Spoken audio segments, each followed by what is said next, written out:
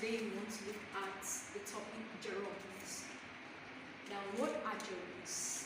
Gerunds are verbs in the ing form.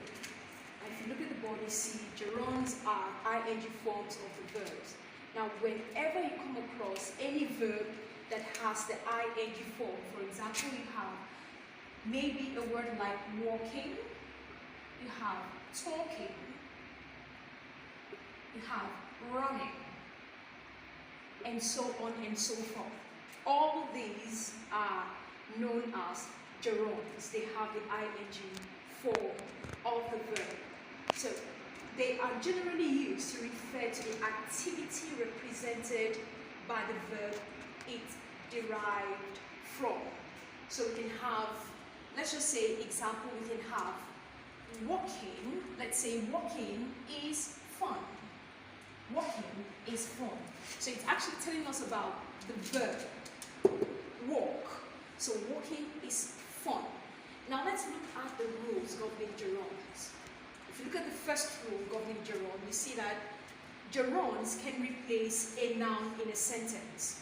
Now when we say gerund can replace a noun, if you look at a noun functions as the subject. A noun functions as the subject of the verb in a particular sentence. It also functions as the object of the verb in a sentence. Now, you can see walking is fun. Now you see that walking is actually the first word.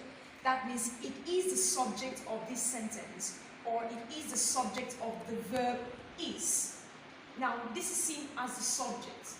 Subject begins the sentence, and let's just say it's also, it is what the verb, the action, or the word that actually, does the work of the verb. So this is the subject. Let's look at it when it comes to the object. What we have can say, let's just say Peter loves eating chocolate.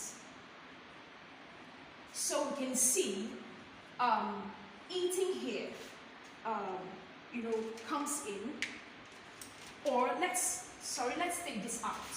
Peter loves eating. So eating here is the object of the sentence. Eating is the object of the sentence, telling us what Peter loves doing. Now the next rule is that gerunds can be used after certain verbs. What are the verbs? We have action verbs, for instance, enjoy, like, love, and so on. Example, I enjoy singing. So gerunds can be used with verbs like this, sensory verbs, see, hear, feel, smell, and so on. Example, I saw her fighting. We also have verbs of emotion. Under verbs of emotion, we have mind, appreciate, and all of that. So we can say, example, I don't mind waiting. I don't mind waiting. So we can see that verbs of emotion, we can still use that. Verbs of perception, we have perceive, recognize, remember, and so on. Example, we can say, I remember writing this. I remember writing this. So all these are the rules governing gerunds.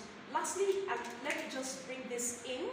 We can have gerunds can be used with, that is number 3, gerunds can be used with possessives. Possessives. Now, when you use gerunds with possessives, it sounds formal than using, for instance, if you have something like this, if you do not like me being here, if you do not like me being here, or, okay, let's take it this way, if you do not, okay, please let me still take it. Like me being here, here, I will leave.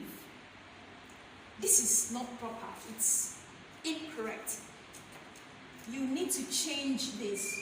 Gerunds don't go with other types of pronouns. They rather go with the possessive. So this sentence can be rewritten this way.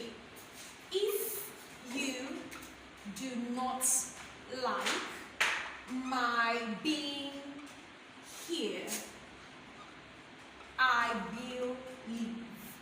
So it makes it proper. This sentence makes it proper while this is wrong. So that's how you can use gerunds. Thank you very much.